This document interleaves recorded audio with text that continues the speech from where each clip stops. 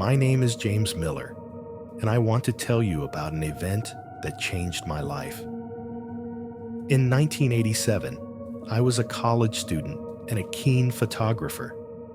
I always liked to look for unusual places to take pictures, and one day, I heard about Raven Hill, an old cemetery in the suburbs of our town. It was famous for its gloomy atmosphere, and I decided that it would be the perfect place to shoot.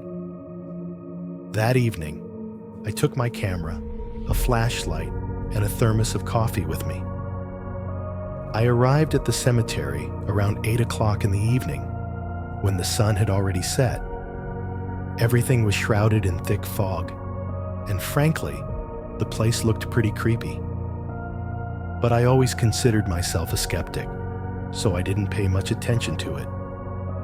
I started photographing old tombstones, trying to catch unusual angles with my lens. At first, everything went well. I wandered between the graves, noting how old they were. Some dates went back to the early 19th century.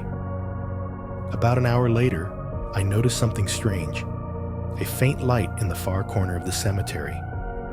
It kept disappearing and then reappearing. I decided to check what it could be. As I approached, the light disappeared, but I thought I heard light footsteps. I stopped and listened. The footsteps stopped. I must have imagined it, I thought, and decided to continue filming. However, after a few minutes, I began to feel uneasy. I began to feel like someone was watching me. You know, that weird feeling when you feel someone's eyes on you. I decided to check the surrounding area and headed towards the old mausoleum. Its doors were slightly ajar. I had read before that the mausoleum had been locked for many years, so this seemed unusual to me. It was dark inside, and I pointed the beam of the flashlight there. Nothing but dust and cobwebs. But when I turned to leave, I heard a faint sound, like a creak. Turning around instantly, I saw one of the doors of the mausoleum slowly closing. I assumed it was the wind, although there was no wind that evening. My heart started beating faster, but I tried to convince myself that it was all a figment of my imagination. However, the feeling that someone was watching me became even stronger. I started moving faster, heading towards the exit. When I almost reached the gate, my flashlight suddenly went out. It was so dark around that I could barely see my hands. I took out a lighter to at least light my way a little. In the dim light, I noticed movement next to one of the graves. It was a shadow that looked like a person. My breathing quickened, but I tried to remain calm. "Hey, who's there?" I shouted. There was no answer, but the shadow disappeared. I didn't wait for anything else strange to happen and ran to the car. Once inside, I locked the doors and sat for a long time, coming to my senses. That night, I went home and decided that I would never return to that cemetery again. The next day, I started looking through the photos I had taken. The first few frames showed nothing out of the ordinary. But in one of the pictures by the mausoleum, I noticed a shadow. It resembled a figure of a man standing to the side and watching me. I tried to convince myself that it was just a trick of the light and fog, but I couldn't shake the feeling that something was there. Since then, I have avoided such places. That cemetery reminded me that sometimes fears are not imaginary, but very real. Even if there are no ghosts, there are things that are better left alone. Raven Hill is one of those places.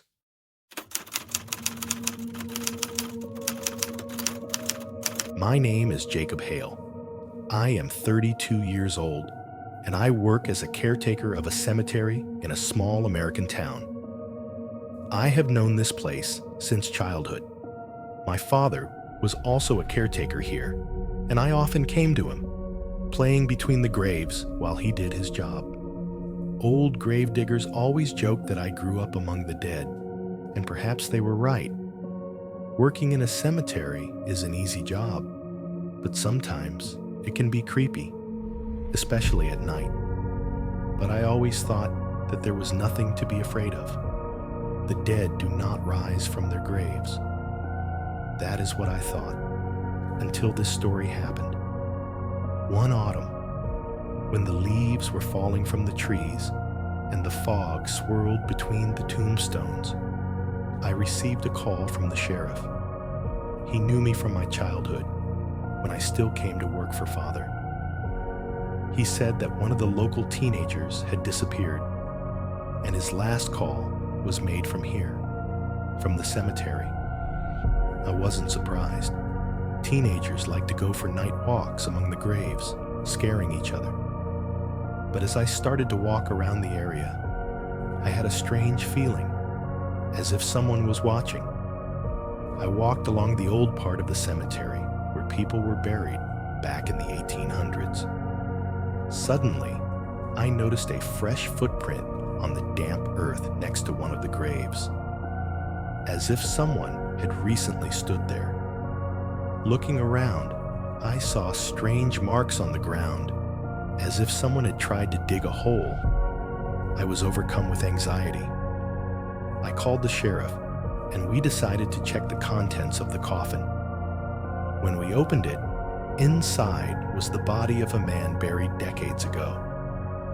However, the strangest thing was that the lid was scratched from the inside, and the dead man's nails were worn down. Maybe an old mistake? Buried alive? The sheriff muttered, exchanging glances with me. We reported this to the authorities, but the matter was quickly hushed up. Nobody wanted to believe that such terrible mistakes could have happened in the past. After this incident, I began to notice shadows appearing in the cemetery at night. Sometimes I heard rustling sounds, and several times I found fresh tracks near old graves. I attributed it to vagrants or animals, but the anxiety did not leave me. One night, I woke up from a noise outside the window of my guardhouse. Someone was outside. Going out with a flashlight, I saw a figure standing near that very grave. It seemed to be digging in the ground. I screamed, but the person instantly disappeared into the darkness. After that, I decided to install cameras. A couple of days later, I looked through the recordings and saw something creepy. An unknown man with an emaciated face came to that grave again and again. He stood motionless, looked at it, and whispered something. The sheriff looked at the video, but threw up his hands. Maybe a relative of the deceased, or a psycho. We were never able to figure out who it was.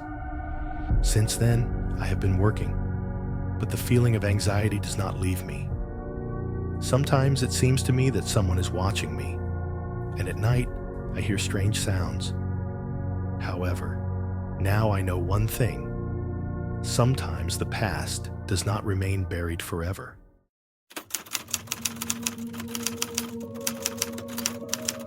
I never considered myself particularly superstitious. Ghosts, paranormal phenomena, horror stories, all of this seemed to me to be just a figment of my imagination. However, the night I want to tell you about changed my perception of reality forever. It was mid-October, a cold autumn evening. At the time, I was a student and dating a girl named Laura. We spent a wonderful evening watching a movie in a small retro cinema in the city center. Ironically, the film was a classic horror movie. Inspired by the atmosphere, we decided not to take a taxi, but to walk home. The only way that cut the trip almost in half was through the old city cemetery. We were standing in front of a wrought iron gate with a rusty sign, closed after 2200. The clock showed 11:15 p.m. Officially, it was forbidden to enter. but the fence was low, and the path through the cemetery seemed calm and quiet. We exchanged glances, grinned, and stepped forward, giving in to a slight excitement. As I walked between the old graves, I felt a strange tension. The trees, almost without leaves, slowly creaked in the wind, and the moon was barely visible through the clouds. We held hands, whispered, and laughed, but inside me, a strange feeling of anxiety was growing. "Do you feel it too?" Laura suddenly asked. "What exactly?" I answered, trying not to show my anxiety. "As if someone is watching us?" I looked around. No one. Only rows of old tombstones receding into the darkness. But at that moment, a shadow flashed somewhere ahead. A human silhouette, tall, thin, in a long cloak. We froze. The man stood between the graves, motionless as a statue. His face was hidden in the shadows, but I clearly felt his gaze. There was something unnatural about him. "Maybe it's the night watchman?" Laura whispered. "Maybe, but why is he just standing there?" I answered. At that moment, the figure took a step toward us. Not slowly, like a normal person, but as if sliding along the ground. Then another step, and another. But there were no legs visible under the cloak. I felt a chill run down my spine. Laura squeezed my hand and whispered, "We need to leave." Now we turned and walked quickly, but as soon as we moved, we heard a strange sound behind us. Not footsteps, not rustling, but something like a muffled scraping. Like something was dragging along the ground. I couldn't help but look back. He was closer, much closer, just a few steps away from us. There was emptiness under the hood. We ran. Laura was breathing heavily, her fingers painfully squeezing my hand. I didn't know if this thing was following us, but the fear that gripped us was primal. The only thought that beat in my head was to get away from here. A gate appeared ahead. We rushed towards it, jumped over the fence, collapsed on the sidewalk. The air was frosty fresh, but the strangest thing was that when we raised our heads, the cemetery was empty. No shadows, no sounds, only a cold wind among the tombstones. We didn't say a word the whole way home. Later we tried to explain it logically. Maybe someone just wanted to scare us. There was something there, in the cemetery. Something we weren't supposed to see. And from then on, I never took a shortcut through the cemetery again, because some roads are better avoided.